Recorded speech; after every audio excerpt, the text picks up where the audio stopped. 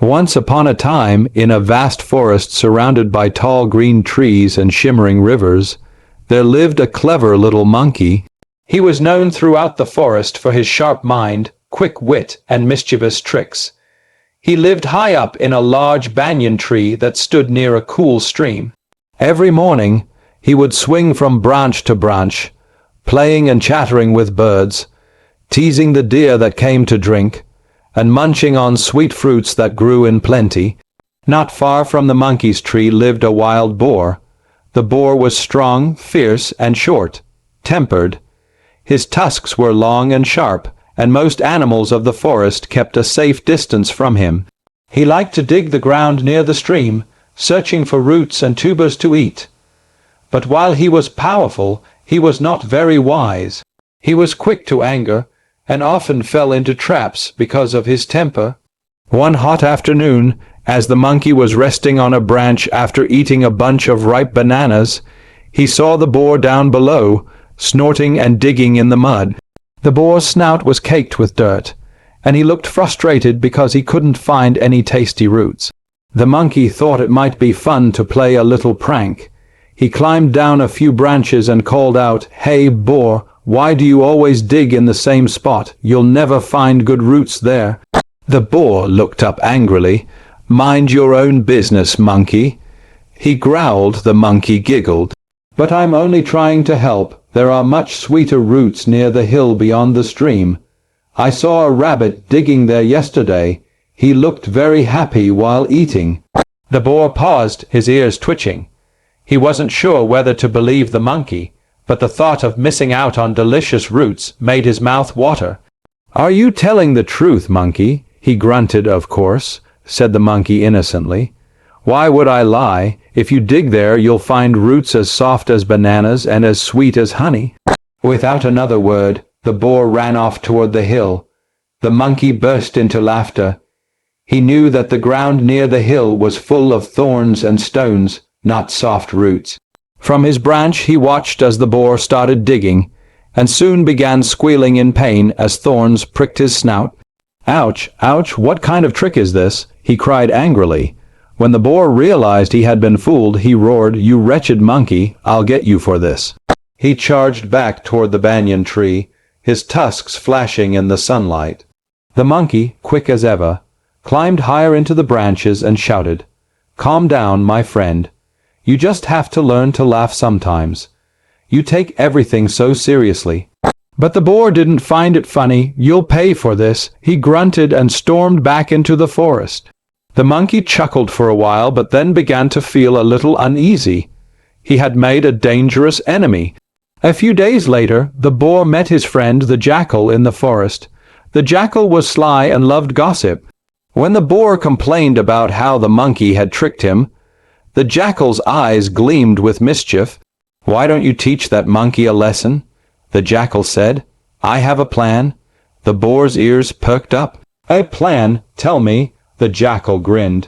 "We'll set a trap. I'll pretend to be sick and call the monkey to help me. He's soft-hearted, right? When he comes close, you'll be waiting nearby to catch him. We'll scare him so badly, he'll never tease anyone again." The boar loved the idea. So the next morning the jackal lay down near the stream, groaning loudly. "Oh, dear monkey," he cried, "I am so sick. Please come and help me. You're so kind, you always know what to do." The monkey, who was swinging nearby, heard the call. He was cautious but also curious. He peeked down and saw the jackal lying still with his eyes closed. "Oh, poor jackal," he said, "what happened to you?" "I think I'm dying." The jackal groaned weakly.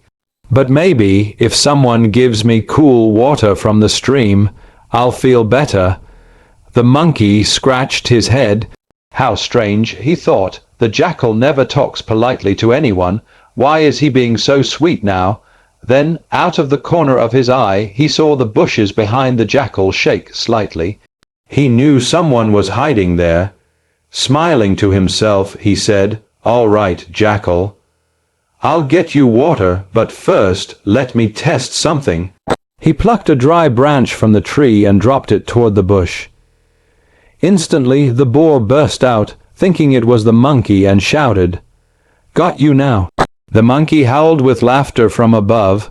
"Oh, my poor sick jackal, your friend seems to have recovered quickly from his hiding place." The boar realized he'd been tricked again. He was furious, but the monkey kept laughing so hard he nearly fell off his branch. "You too should open a theater," he shouted. The forest fools showed tickets for everyone. The boar stomped away in shame, followed by the embarrassed jackal. They both decided to get revenge once and for all.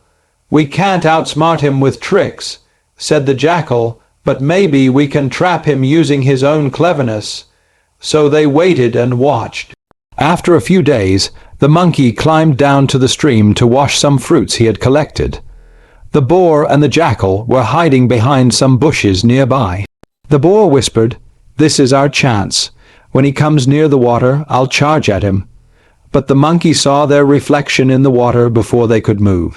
He pretended not to notice and began talking loudly to himself.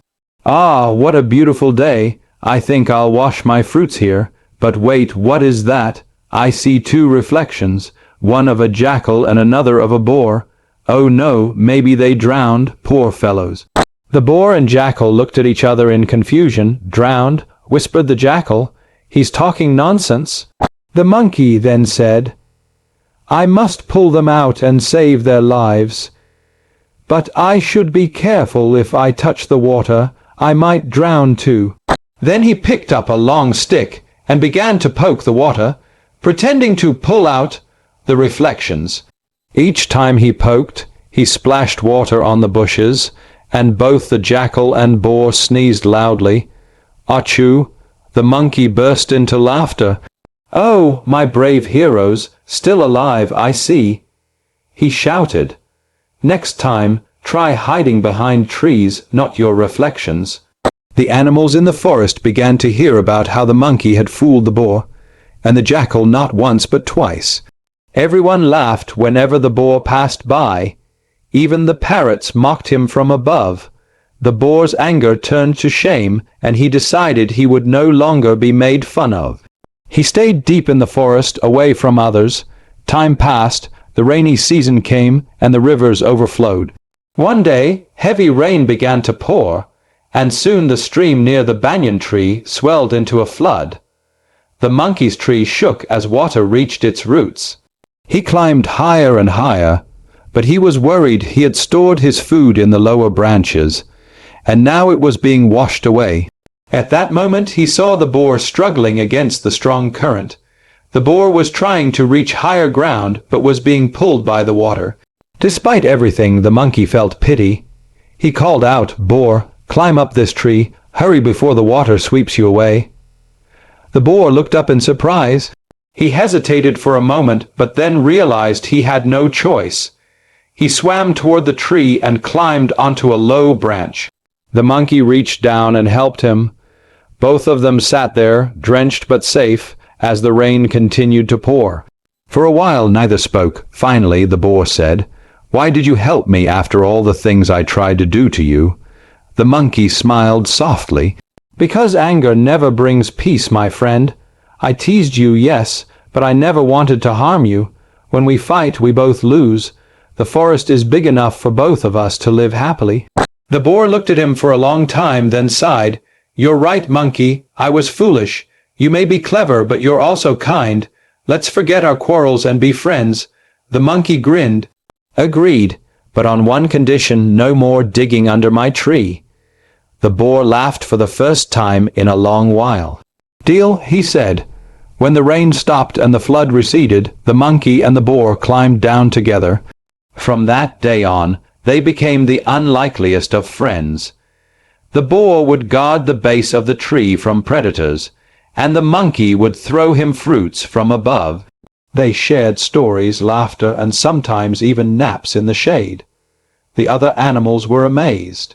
The clever monkey and the fierce boar friends, impossible, they said, but it was true.